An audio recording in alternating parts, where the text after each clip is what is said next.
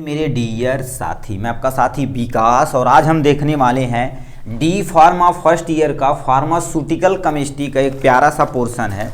ये देखा जाए तो हीमेटेनिक्स यानी चैप्टर नंबर 3 जब स्टार्ट किया गया था, ठीक है, उसमें एक हीमेटेनिक्स में पोर्शन था। देखिए हीमेटेनिक्स हमने एक लेक्चर में कंप्लीट कर लिया था।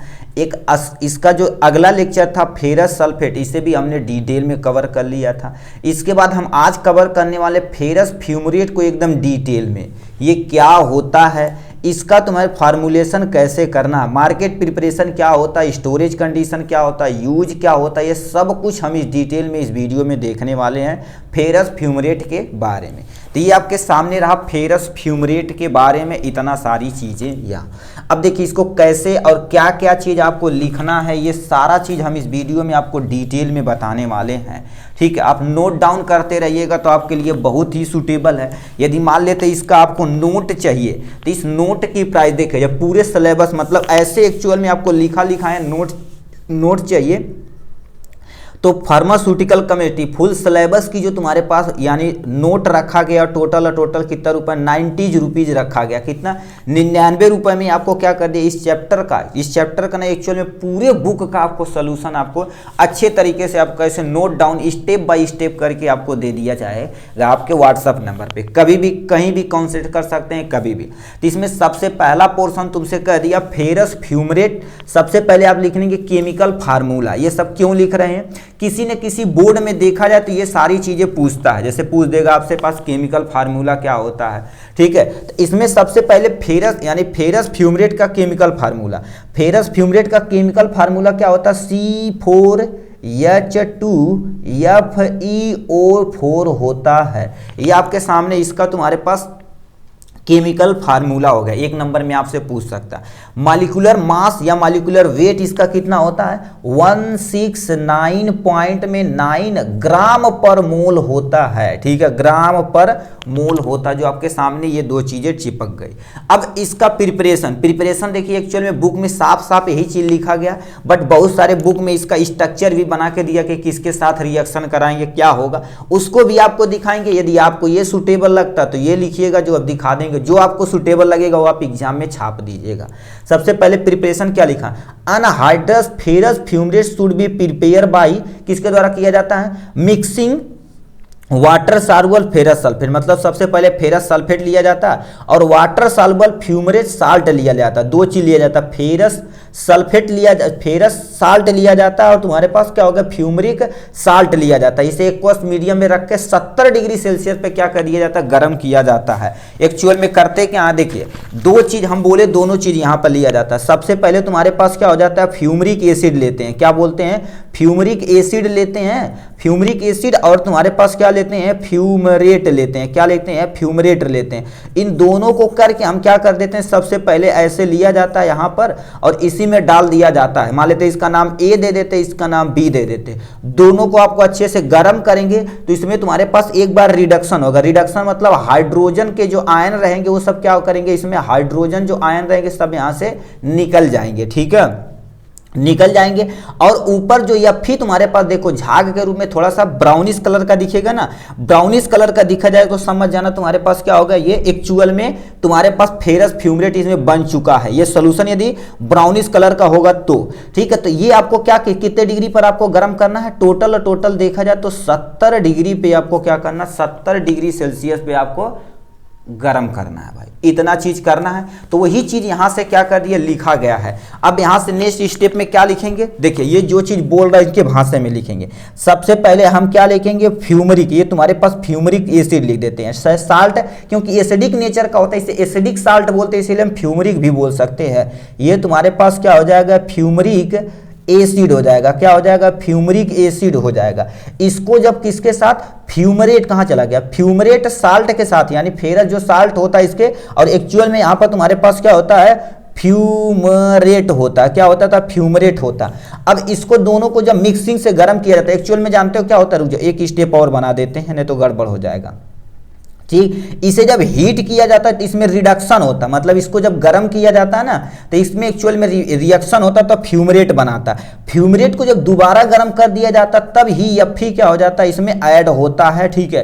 क्योंकि इससे जो तुम्हारे पास रिडक्शन से जो हाइड्रोजन आयन निकले, क्योंकि बोले पहले बार रिडक्शन होगा, ठीक है, तो यहाँ पर हाइड्रोजन आयन रिमूव हो गए और एफ आयन वहीं पर आके क्या करेगा, 2 एफ आयन आके यहीं पर क्या करेगा, चिपकेगा। तो आपके सामने क्या बन के आ जाएगा, फेरस, ठीक है, ये तुम्हारे पास क्या हो जाएगा, फेरस फ्यूमरेट बन के आपके सामने आ जाएगा। यही तुम्हारे पास चाहिए था। और यहाँ पर टेम्परेचर दिखा देना कितना degree Celsius, 70 degree Celsius. Actual में ये इसमें प्लस भी लिख सकते हो, कोई टेंशन नहीं, क्योंकि ये बहुत शॉर्ट टाइम के लिए होता है कि फ्यूमरेट को क्या कर, जब हीट किया जाता है तो इसमें रिडक्शन प्रोसेस से हाइड्रोजन निकल जाता है, तुरंत फ्यूमरेट में बदल जाता है, ठीक है। अभी तुरंत अपने में हो जाता है, इसीलिए हमने 2 स्टेप बना दिया कि सबसे पहले फ्यूमरिक एसिड को यदि हम क्या करेंगे, रिडक्शन करेंगे तो फ्यूमरेट बनेगा।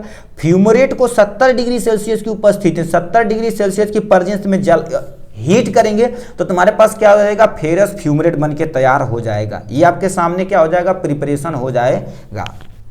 अब आते हैं फिजिकल प्रॉपर्टी पे आते हैं। फिजिकल प्रॉपर्टी मतलब उसको देख कर कैसे तुम बता सकते हो कि एक्चुअल में यही फेरस फ्यूमरेट है।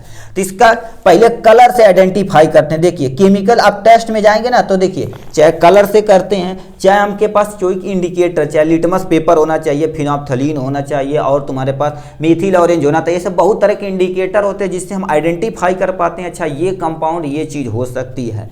तो हम क्या कर देते हैं, चाहे सूंघ कर करेंगे, ठीक है, थोड़ा बहुत स्मेल वगैरह से कर सकते हैं। तो कलर इसका क्या होता है, रेडिश ब्राउन कलर का रहेगा, तो हम जान जाएंगे कि उसमें क्या बन चुका है, फेरस फ्यूमरेट बन चुका है।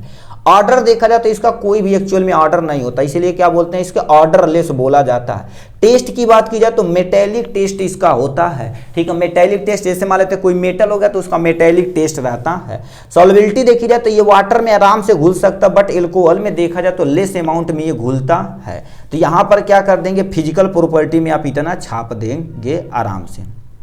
चलिए फार्मा, ये लिखा तुम्हारे पास फार्मास्यूटिकल फार्मूलेशन, मतलब मार्केट में किस किस रूप में मिलता है। ये टैबलेट के रूप में मिलता है, ये कैप्सूल के रूप में प्रेजेंट होता है, ये सिरप के रूप में प्रेजेंट होता है, ओरल ड्रॉप के रूप में प्रेजेंट होता है, ETC लिख देंगे, क्योंकि देखा जाए तो एक दवा कईयों रूप में पाई जाती है। तो इतना चीज में क्या हो जाती, पाई जाती, जो क्या हो जाता, हमने फार्मास्यूटिकल फार्मूलेशन के रूप में पूरा डिटेल में हमने छाप कर दे दिया है आराम से, ठीक। यहाँ से हो गया इनके बारे में। अब ब्रांड नेम देखा जाए तो क्या हो गया, अब याद रखिए दोबारा हम बोल दे रहे हैं, ब्रांड नेम आपके दुकान पे, यदि आप दुकान खोल रखे, फेरस फ्यूमरेट किसी अदर कंपाउंड में पाया जाता तो आपको वही ब्रांड नेम लिख देंगे, कोई टेंशन नहीं, ठीक है। क्योंकि ये किताबी थोड़ा सा भाषा है, आप गूगल भी कर सकते हैं कि फेरस फ्यूमरेट का ब्रांड नेम क्या होता है। जो डायग्राम आपको दिखेगा, इमेज पे क्लिक करेंगे ना तो उस पर जो दिखेगा वो भी आप क्या कर सकते हैं, यहाँ से छाप सकते हैं।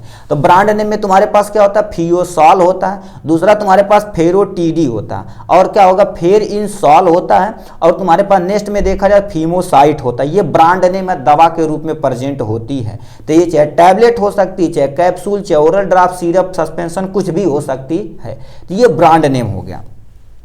स्टोरेज कंडीशन पे आते हैं, आपको पहले ही लेक्चर में बता दिए, स्टोरेज कंडीशन देखा जाए तो आप पूरी केमिस्ट्री में ये आप लिख सकते हैं। कुछ दवाओं का स्पेशल कंटेनर होता है कि इसी में रखेंगे, फ्रीजर में रखेंगे। जैसे अभी पोलियो ड्रॉप है, पोलियो ड्रॉप देखेंगे क्या होता है, पहले फ्रिज में रखा जाता है, ठीक। उसे एक जगह से दूसरे जगह लिया जाता है ना, तो देखेंगे वो आशा वाली होती है ना, ठीक, आशा वाली जो होती है जो डिस्ट्रीब्यूट करते हैं हमारे पोलियो ड्रॉप का, तो उनका ऐसे एक डिब्बा होता है और यहाँ पर ऐसे झोला इस पर लगा होता है, और इसी के अंदर इसे आइस बैग बोलते हैं। क्या बोलते हैं इसे, आइस बैग। इसी के अंदर यहाँ पर क्या होता है, ये ठंडा ठंडा आइस होता है, और इसी में 2-3 कॉइल रख के पूरे गाँव में 2-2 बूंद पिलाती हैं सबको। तो उनका स्पेशल कंटेनर यदि बाहर रखा जाए रूम टेम्परेचर पे तो उससे क्या हो जाएगा, डीनेचर हो जाएगा, यानी खराब हो जाएगा वो, ठीक है। तो वही चीज कुछ काम में याद रखना पड़ेगा, नहीं तो मोस्ट ऑफ केस में आप इतना लिख सकते हैं, store in well close air tight container में आपको रखना पड़ेगा।